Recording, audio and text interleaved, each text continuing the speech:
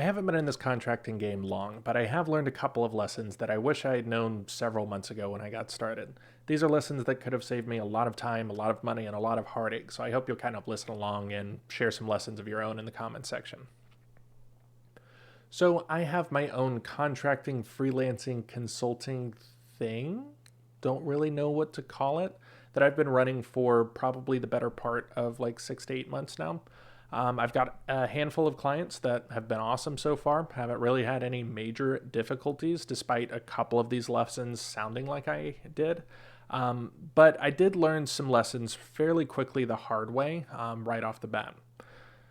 The first one is contracting is about relationships, not technology. I am a software engineer by trade. All of the offerings or the focuses that I have for my consulting are technology based, most of them security based, but 90% honestly of I won't say 90, probably 60% of what I've had to do for contracting and consulting thus far is about building relationships. That's not just with networking. That's when you actually have the client landed. You're going to be hopping on a lot of calls talking to them about technical problems that technically have logical solutions. They may not necessarily be technological solutions, or you may have to talk about those technological solutions at a higher level before you really even get to write any code. But frankly, of the several dozen hours that I've logged for each client, probably like half of that, a little bit more than half of that, has been on actual technological development. The rest of it has been on business planning, talking to the clients themselves, working through some of the problems that they've had, talking to them about different APIs that they've been using and how they've been using them, things like that. So if you're looking to jump into contracting or consulting because you want to write code for like 99% of the time that you're working on it, I've got some bad news for you. It involves a lot of relationship building, a lot of networking, and a lot of marketing. Now, on to part two, which is all about marketing. The marketing is different when you're doing like solo contracting and freelancing. Frankly, you can go about it several different ways. I have been lucky enough to have most of my clients come through inbound marketing, which is people who have heard of me either through social media or through friends, and they contacted me directly, and we set up a relationship, and I invoice them, and everything's good. Outbound marketing is the opposite of that. You send cold emails, cold calls, cold LinkedIn messages, cold Twitter DMs, things like that. Um, Usually people's immediate reaction to outbound marketing is like cringe and recoiling and saying I would never do that. Frankly, you're going to have to get used to it.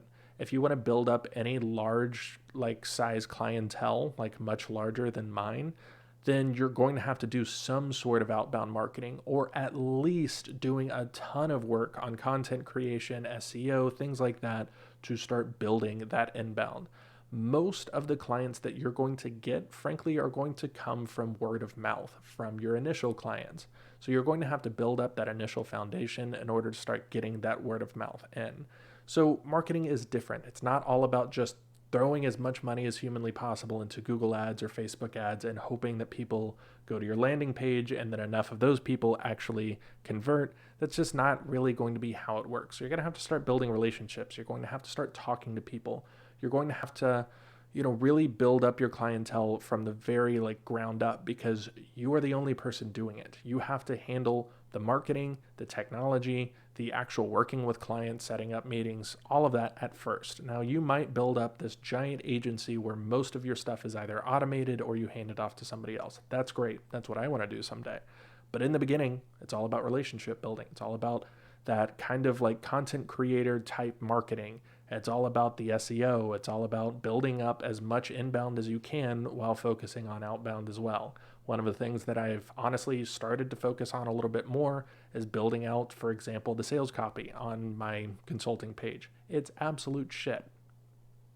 Honestly, it's not good. I didn't focus that much effort on it. I'm reading a bunch of really great books like Cash Advertising, which I'll have linked in the description. Super great book on how to write sales copy and how to market yourself and things like that. But the truth of the matter is, it's not like you think it is. It's a lot of work, and frankly, it's very difficult to kind of balance the marketing work that you have to do with the technological work that you have to do with the relationship building that you have to do. And none of those things are really separate from each other. All of your marketing is going to be, contingent on building relationships. All of your relationships are going to be contingent on you knowing the technology. You're only going to be able to work on technology stuff if you've done enough marketing and networking. I mean, it's all like a vicious cycle. Let's move on to being firm and saying no, my third tip. Frankly, this one was hard for me.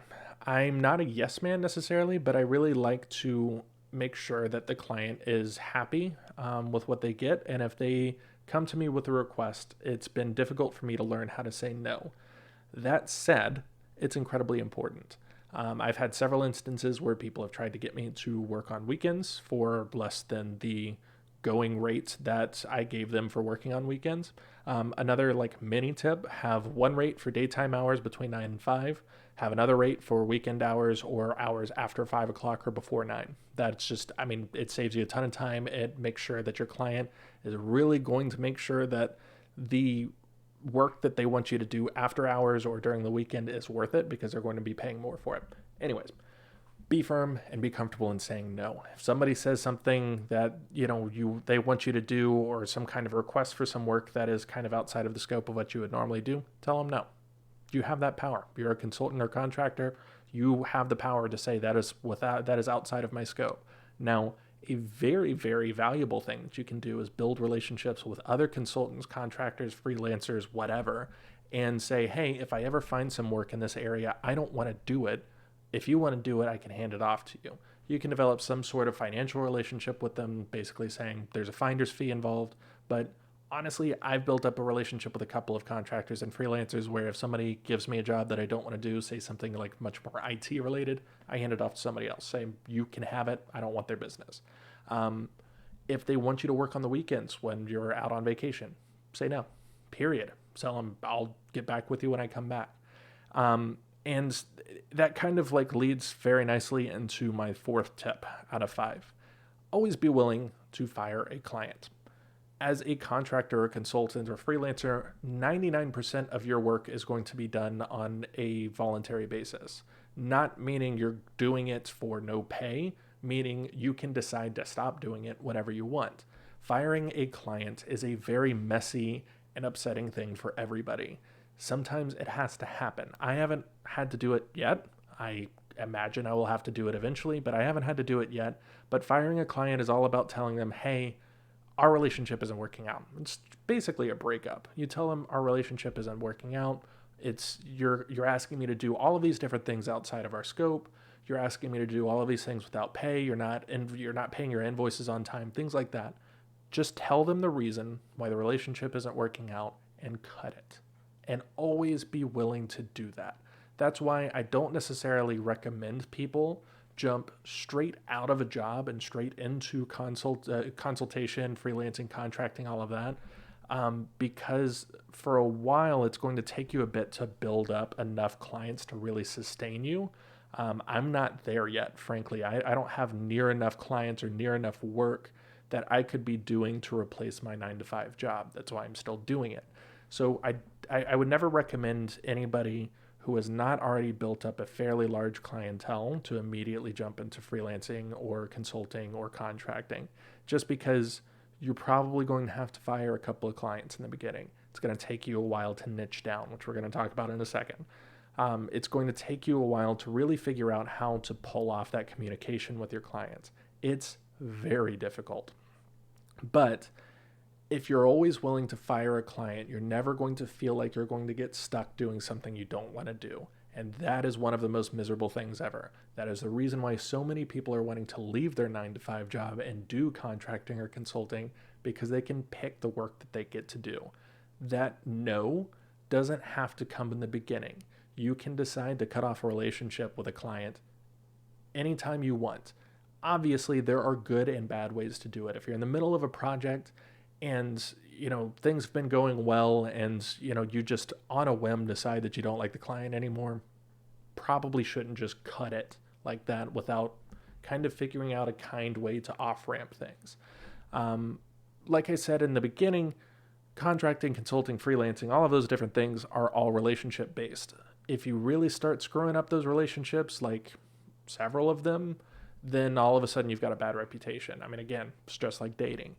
So you really kind of want to be careful with firing clients, but you also need to be willing to do so. At any point in time, if I decide that a client relationship is not working out with me, I feel comfortable enough to fire them and find somebody new to replace them. That's just kind of how it is. You also might find that you have enough work to where you have to kind of start trimming the tree a little bit.